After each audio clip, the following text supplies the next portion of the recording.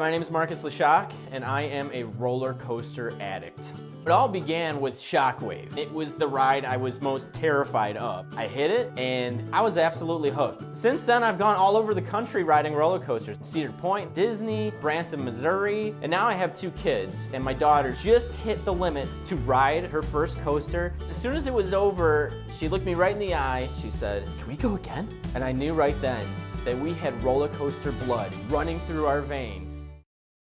When I was a kid, my father would tell me stories about my grandfather in the Great Depression era and a town grocery store they had in their home, Leshock's, and it fed the whole town. People in the neighborhood couldn't afford the food that they needed to feed their families, and my grandfather would just give them what they needed, didn't ask for any money in return, and my grandfather said, you know, you take care of people in your community.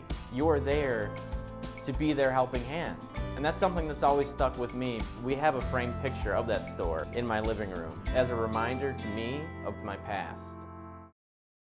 My son, Joaquin, who's in 2nd grade, had a career day at school. And so I show up and do the little presentation. And it was going well, and the teacher turns and says, "So Joaquin, what do you think about your mom working in TV?" And he goes, "Well, the thing is, she has to pretend like she's smart and pretty, but like at home, she can just be herself."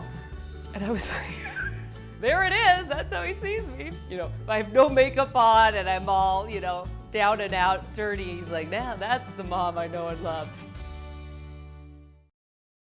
When I was in 3rd grade, my parents got divorced.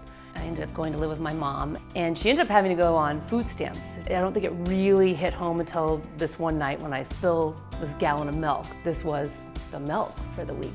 And I remember just glancing over at her and tears. It was then that I realized that she was really struggling and how hard that must have been for her as a mom.